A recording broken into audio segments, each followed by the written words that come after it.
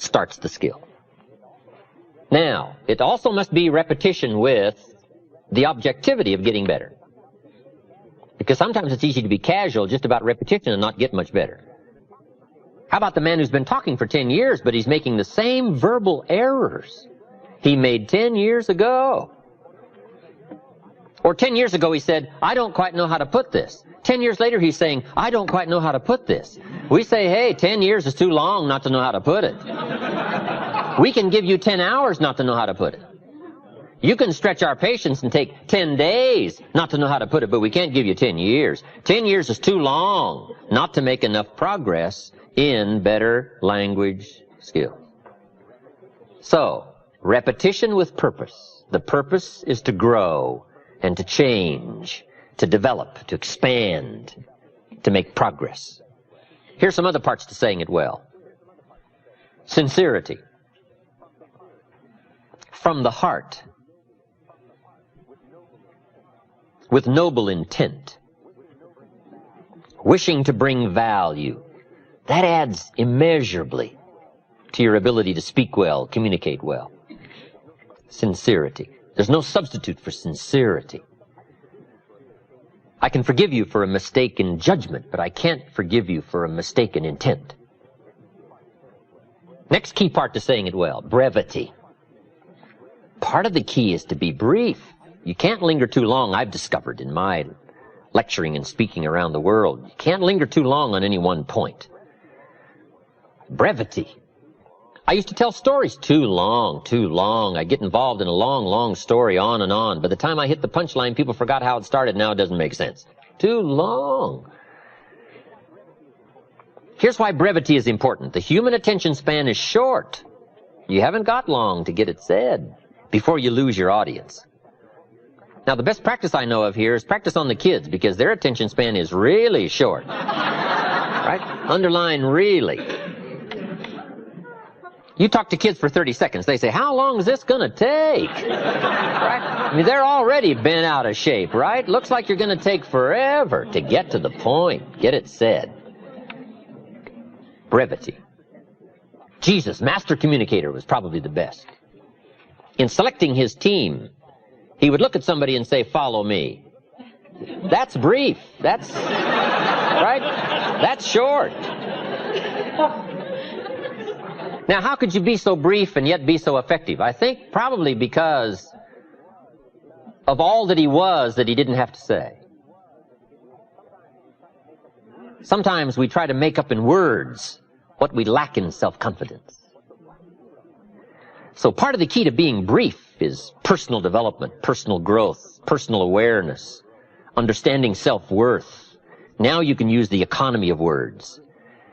And this is a good position to be in, that what you are adds so much weight to what you say that you don't have to say very much. But brevity is a good point on saying it well. Next is style. And there's all kinds of parts to style, from body language and gestures to facial expressions and eyes and emotion. But style is very important. Here's part of the clue. It's not just the matter you cover, it's the manner in which you cover the matter. Style is important to attract someone's attention, to emphasize the point. Now, I've got a couple of good points here on style. Be a student of style, but don't just copy someone's style. Make sure that the study of style becomes distinctly you. But it is also important to be a student of style. How people speak well, be a student of that. And then borrowing bits and pieces from people you admire and the way they can communicate. Then make sure that all of that blended into you becomes your own distinctive style. But style is very important.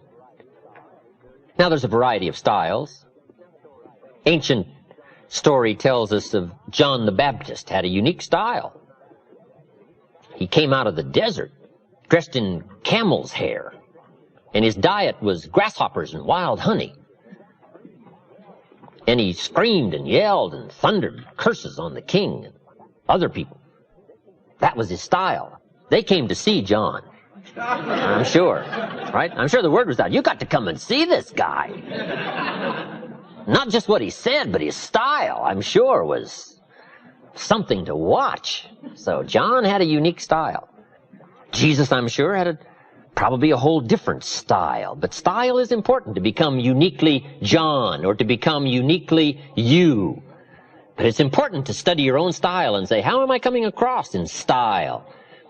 Should I learn to emphasize more? Should I learn to be more emphatic? All these things concerning style. Next is vocabulary. Saying it well is proper choice of words. To build my early vocabulary, I used to put 3 or 4 words I didn't know on a card, put it up on the sun visor on my car. Back in those days, I traveled a lot by car. Sure enough, by the end of the day, I'd mastered 2 or 3 words. Vocabulary. Some of my friends took a survey among prisoners in New England several years ago. They made a very important discovery, some rehabilitation program they were working on. But here's the discovery they made. There's definitely a relationship between vocabulary and behavior. The more limited the vocabulary, the more tendency to poor behavior. Isn't that amazing? That vocabulary would affect behavior? Now, if you think about it for a while, it makes sense. Here's why. Vocabulary is a way of seeing. One reason for vocabulary is to interpret what we see, to interpret what we hear. The vocabulary of the mind grapples with the words and the images that come to our mind. Now, if you've got a poor set of words and skills and tools with which to interpret, you can imagine the errors and the mistakes you'll make in judgment. And since vocabulary is a way of seeing, if you can't see well, you can imagine the errors you can make and how they compound as life unfolds. We do 2 things with vocabulary. We interpret and we express. The words we have are the only words available to us. The words we know are the only tools available to us to, number one, interpret what's going on, to interpret what's being said, and to express your heart and your mind. Now, if you can't interpret well, and if you can't express well, you can imagine what a deterrent that is to the good life. And the extra treasures, the extra feelings, awareness, riches, power, influence. So it's very important to have a good vocabulary. So I would ask you, one of the most important books in your library should be the dictionary. Just go through the dictionary. The words are fascinating, their origin and where they came from. Vocabulary. Now here's the last part on saying it well. Don't forget to say it. Practice the art every chance you get. And try to say it well. It's easy to be lazy in language all day and not practice the gift and the art. Then when it comes time to make an important talk, to appeal to a child, we're missing the words and missing the sharpness and missing the vocabulary simply because we lack the practice of doing it every day. If you want to get good at communication, you have to be aware of doing it every day as a practice session of getting better, so that when the real important occasions arise, you will have the gift and you'll have the style, you'll have the sharpness and the clarity and the substance and the emotion. I have a key phrase for you. Actions are no substitute for words. Don't fail to say it. Now, we've heard the old expression, words are no substitute for action. That's true. Talk, talk, talk, never act. That's not good. But this also isn't good.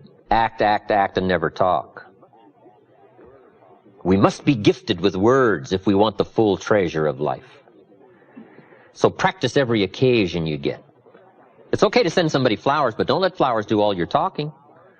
Here's why. Flowers have a limited vocabulary. About the best flowers can say is, you remembered. That's about the best. Or, you care. That's about all.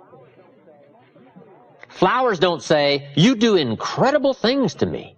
Nobody in this world affects me like you do.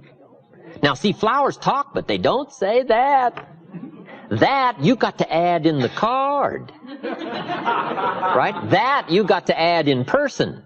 So the next time you give flowers, say, just so my flowers won't do all the talking, let me add, and then put the gift of words to work to go along with the activity.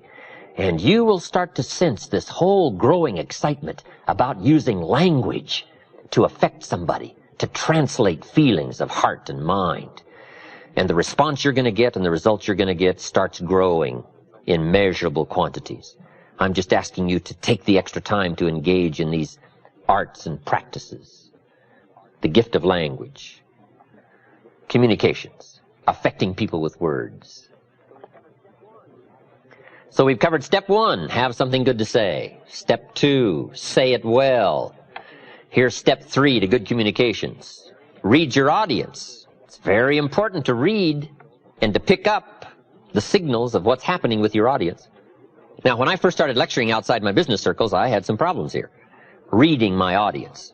I think my early audiences, they all could have left halfway through and I'd have never known it.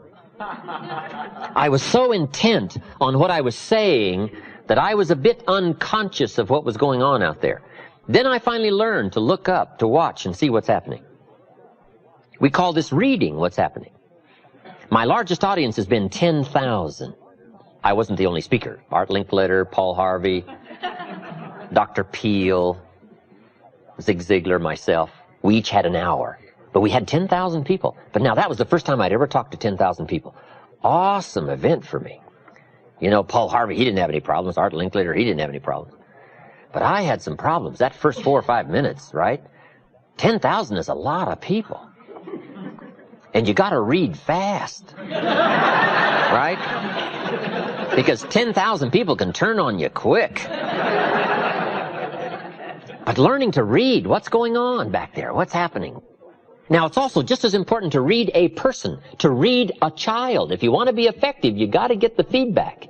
You've got to pick up the signals to know whether to be stronger or whether to ease off, whether to change stories, change words, change language. All of this comes by a good ability to read your audience. So let me give you some clues on reading. Number 1 is simply to listen. Part of reading is listening.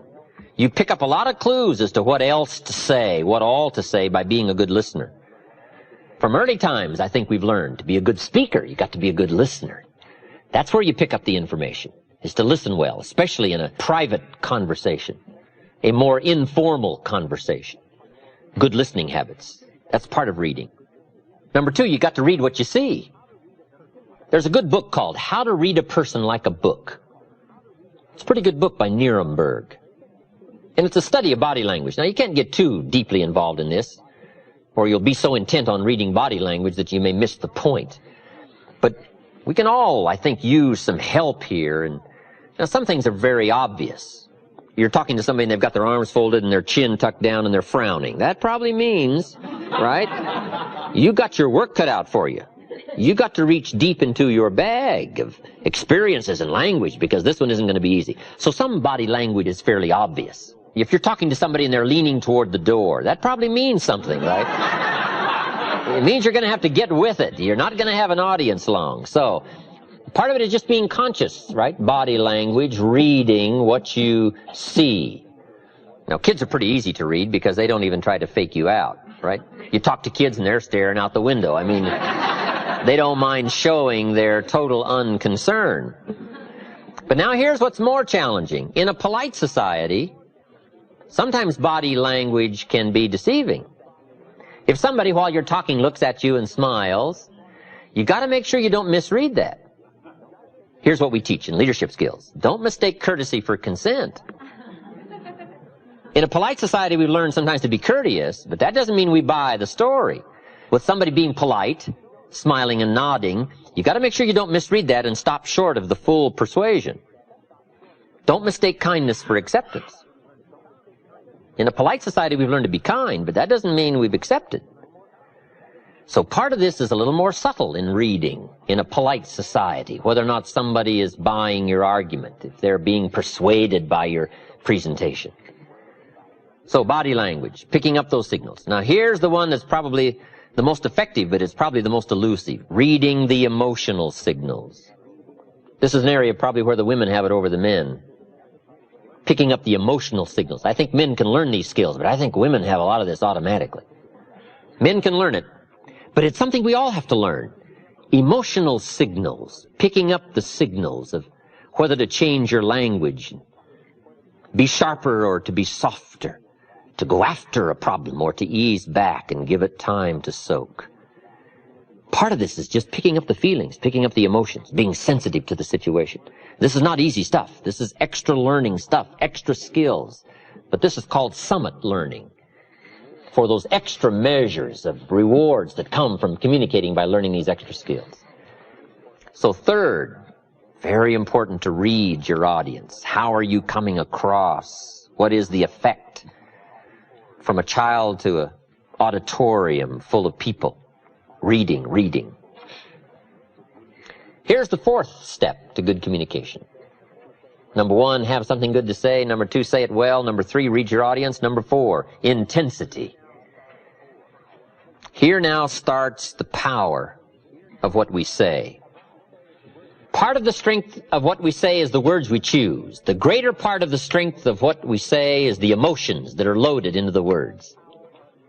Here's what has power unmatched, words loaded with emotion. There is no greater power. Words have an effect, but words loaded with emotion have an incredible effect. My words may reach you, but if I can't touch you with my spirit, if I can't touch you with my emotions, my feelings, my beliefs, then I probably haven't affected you very much. We might describe words like a little straight pin, right? Guy buys a shirt, it's got all these little pins in it, right? If I took one of those little straight pins and I threw it at you, and it hit you in the face or the hand, you'd probably feel it, this little straight pin. That means I got you with my words.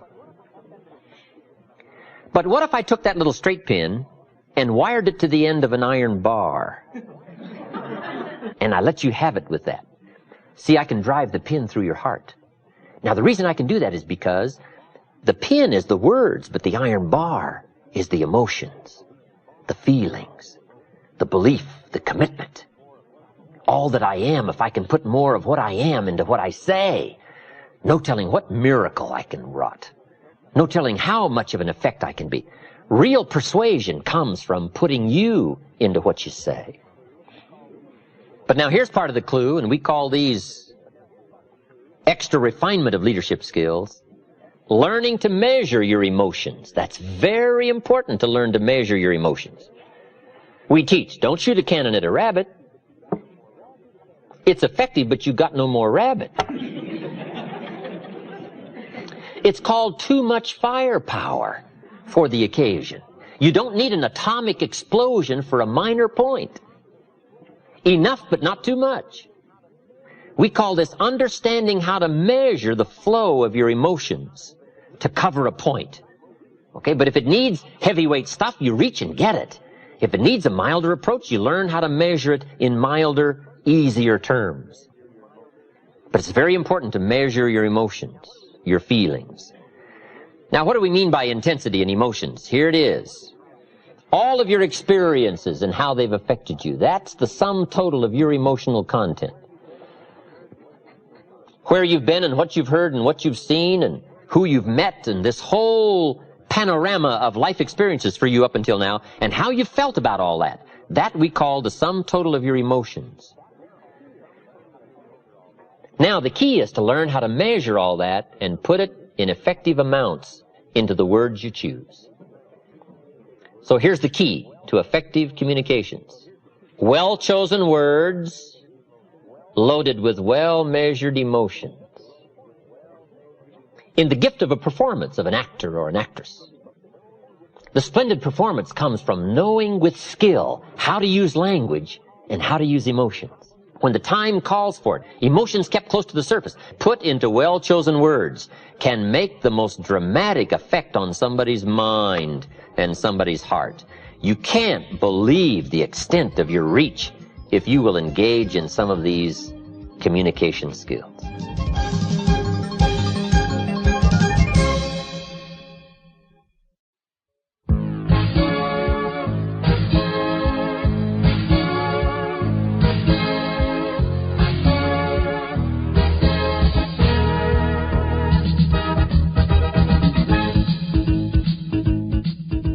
Here's the clue to really affecting people. Start with where they are before you try to take them to where you want them to go.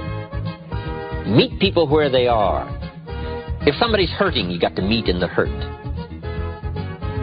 If somebody's in trouble, you got to start with the trouble.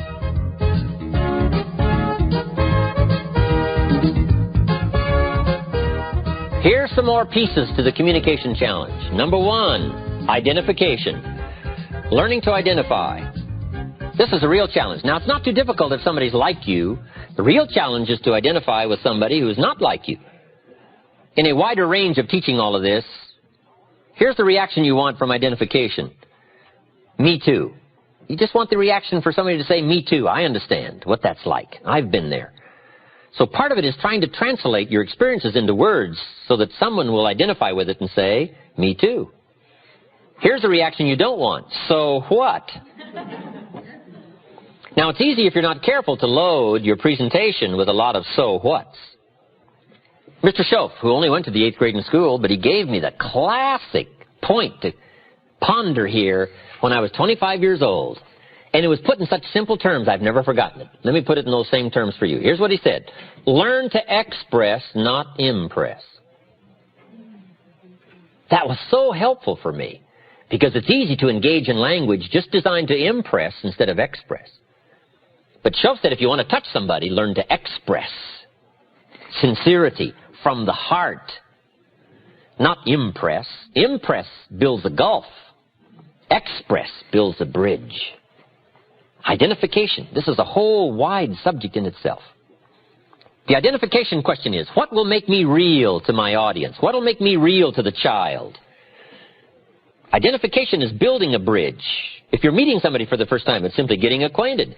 Building a bridge, making contact. Here's one of the clues. Find something you have in common. That's where you start, something you have in common. At our ranch up at Clear Lake, when we have seminars, everybody gets acquainted real easy. And one of the reasons is because almost everybody gets lost trying to find it. Right? What a great way, right? Did you get as lost as I did trying to find this place? Right? Somebody says, yeah, was that you up there taking the wrong turn? I thought that was you. What a great way to get acquainted. We've just had an experience recently that's been similar, like getting lost. So identification is finding something in common. Here's the clue to really affecting people. Start with where they are before you try to take them to where you want them to go. Meet people where they are. If somebody's hurting, you got to meet in the hurt. If somebody's in trouble, you got to start with the trouble. One of the greatest communicators of all time, Paul, apostle of early Christian history, didn't have any problem talking to sinners because he claimed to be chief sinner. Wow, what an identification point. Do you think sinners would listen to chief sinner? Of course. He said, tell me about being a sinner. I'm number 1 sinner. Got the plaque on the wall. What a way to begin, right, if he's talking to sinners. The key is to start where somebody is. If they're in trouble, you got to start with trouble. You can't talk success if somebody's in trouble. You got to start, first of all, talking trouble. Now, if you've never been in trouble, you got a problem. So, I suggest here that you get in a little trouble. So you know how to talk trouble. Right? Get arrested for something.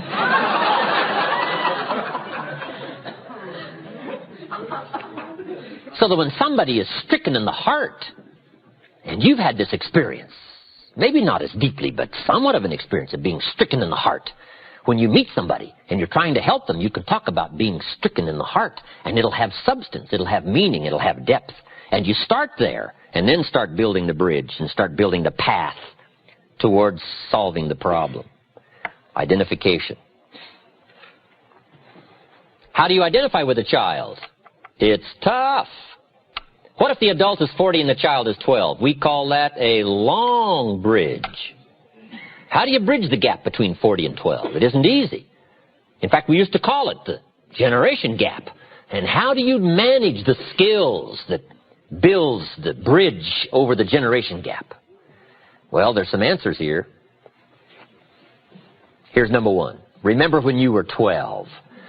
You've just got to have the skill to go back. This is what an actor does. They go back. They rehearse the early hurts and emotions, the trauma and the drama of the sum total of their life and back in the early years. You just got to go back through all that and let it affect you one more time. Let it wash over you one more time. Let it rekindle one more time. You say, well, it may be painful. That's true, but you got to go back through these pains in order to reach some people that are in pain. So part of it is to remember when you were 12. I don't have much problem with 12-year-olds because I remember almost every day of being 12. 12 is a fascinating year. One of the challenges of being 12 is you're not 13. If I heard it once, I heard it 100 times when I was 12. You're only 12. As if that was some awful place to be. Right? The teenagers would say, of course you can't go. You're only 12. I thought, wow. I can't wait to be rid of 12 and become a teenager. So, pretty frustrating. You just got to go back and remember that. If you want to reach somebody 12, you just got to remember 12. Did you ever get chosen last when you were a kid? That's an awesome experience. They're choosing up sides. I'll take you, I'll take you, I'll take you. And then you're last and you're standing there.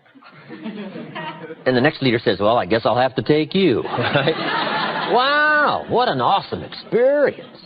But you just got to go back and relive that. Let it smite you one more time. Let it hit you and let it hurt you. Because, see, to really affect people, you got to be moved.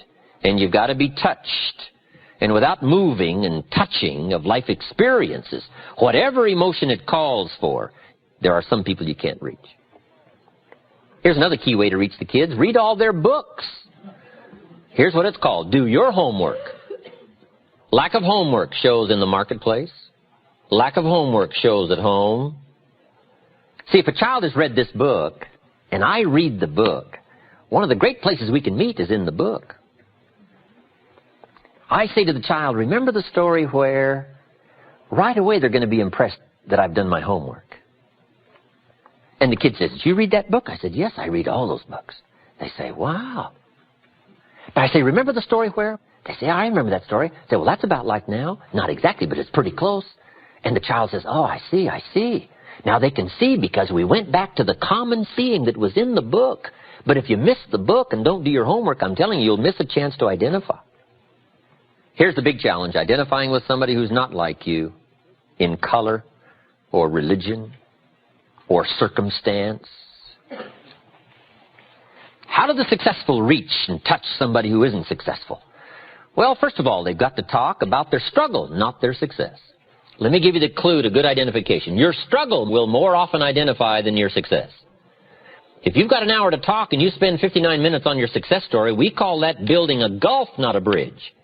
You've got to spend most of the time on your struggle, most of the time on your fears, most of the time on your apprehensions, most of the time you hesitated, most of the time you were about to give it up. You've got to spend some time on that. That's called identification and building a bridge. Then take them by the hand and then show them your success when it has meaning because it came from struggle, it came from decision, and it came maybe from heartbreak, and it came maybe from the same position the person finds themselves in that you're talking to.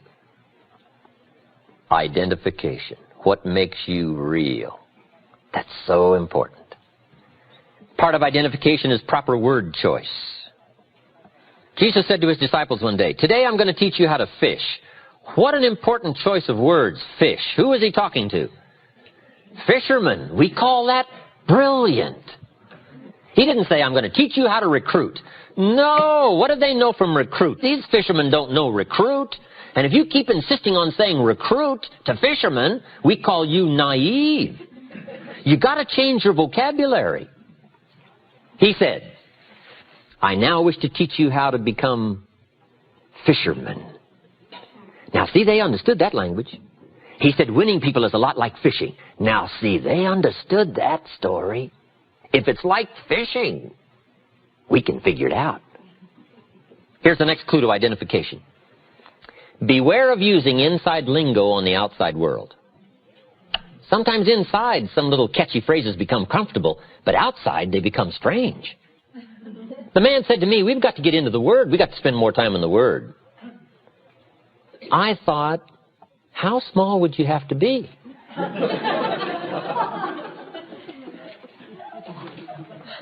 Now, what I found out later he meant was, we should read the Bible more. Now, see, that would have made sense to me. Right? But the end to the word, we call that kind of strangey language. And you got to be careful of strangey language on what we call the outside world. You got to learn to shift gears. The lady said to me, I've learned how to handle my space. She said, how are you doing with your space? I thought, space? What's a space? Now, I found out later she'd been to the space seminars. And she learned the kind of spacey language, space.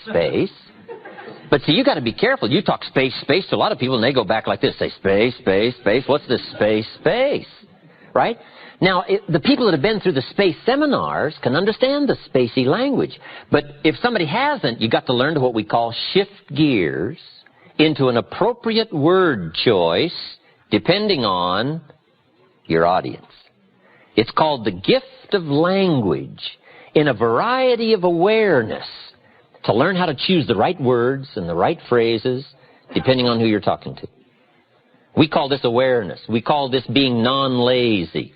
We call this being sharp in perception to know who you're talking to and how to choose the words that'll make sense. Identification. You've got to identify with the sorrow by recalling your own sorrow. Identify with the joy by recalling your own joy.